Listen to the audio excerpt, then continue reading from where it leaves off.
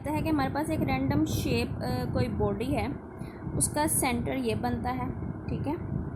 उसे पुल कर रही है सेंटर ऑफ वेट, यानी कि ये क्या है, यानी कि ऐसा सेंटर जिसके ऊपर इंटायर वेट है। जैसे फॉर एग्जांपल आपने बहुत सारे शरारती बच्चों को देखा होगा कि वो पेन को ना इस तरह करके अपनी फिंगर पे ले आते हैं, यानी कि जहाँ पे सेंटर ऑफ वेट आता है ना, दोनों तरफ वेट बराबर हो जाता है और पेन स्टिल हो जाता है, ठीक है। इसी तरह ये इसका सेंटर ऑफ वेट है कि अगर मैं इसे यहाँ से पकड़ूँ तो इसके दोनों साइड पे अप्रॉक्सीमेटली वेट बराबर जाएगा और ये जो है सेंटर ऑफ ग्रेविटी भी कह सकते हैं। अब क्या है कि जो ग्रेविटी है वो उसे पुल कर रही होती है। अब पुल करने का मतलब ये नहीं होता कि वो सिर्फ और सिर्फ सेंटर ऑफ इंटायर वेट को पुल कर रही होती है, वो उसके हर पार्टिकल को अपनी तरफ खींच रही होती है, ठीक है। यानी कि होल पार्टिकल जो है वो मूव कर रहा होता है, क्या कहते हैं, सेंटर ऑफ ग्रेविटी की वजह से।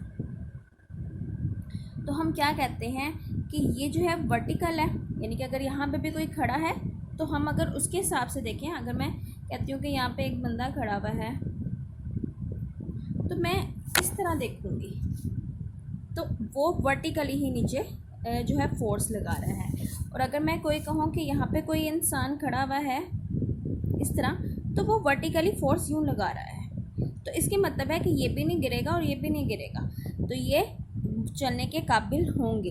तो ये किस वजह से है, सेंटर ऑफ ग्रेविटी की वजह से, यानी कि ग्रेविटी पुल की वजह से, क्योंकि ज़मीन हर चीज़ को, यानी कि हर ऑब्जेक्ट को अपनी तरफ जो ज़मीन के ऊपर है उसे अपने सेंटर की तरफ खींच रही है।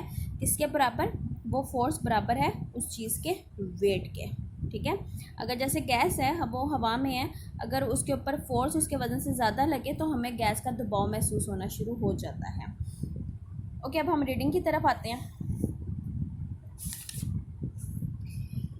इट इज़ ऑब्जर्व दैट, ये मुशाहिदा किया गया है, the centre of a mass of a system move. अगर centre of a mass of a system, यानी सिस्टम होता है कोई भी चीज़ अंडर ऑब्जर्वेशन, जिसे हम ऑब्जर्व करें। अगर मैं इस पेन को कहूँ कि मैं इसे ऑब्जर्व कर रही हूँ तो ये मेरा सिस्टम है। Move as if it's entire mass is confined, महदूद होता है एट दैट पॉइंट, यानी कि ऐसा पॉइंट जिसके ऊपर इसका मैस कन्फाइंड होता है। Force apply to at such a point in the body does not produce any torque, यानी कि इस पॉइंट पे जब हम फोर्स लगाएंगे तो कोई टॉर्क प्रोड्यूस नहीं होगा। That is the body move in the direction of net force F without rotating. तो क्या होगा कि बॉडी जो है अपनी नेट फोर्स के तौर पे मूव कर जाएगी। Consider a system of two particles A and be connected by a light rigid, ठीक है, लाइट रिजिड रॉड, यानी कि वो हल्की भी है और रिजिड भी है।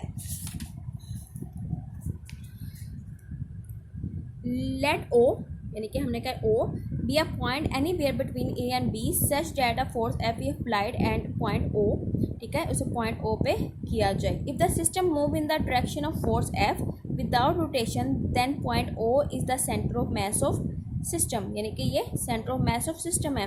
Does the system still move without rotation if the force act elsewhere, वो कहता है कि वो मूव करेगी अगर हम एल्सवेयर सेंटर ऑफ रोटेशन के लगा दें। तो वो पहला जो है वो कहता है experiment, late the force be applied near the lighter particle, यानी कि हम पहले लाइटर पार्टिकल की तरफ मूव करेंगे तो क्या होगा कि the system as well as rotate, यानी कि सिस्टम रोटेट हो जाएगा। Let the force be applied near the heavier particle, in this case also the system move as well as rotate.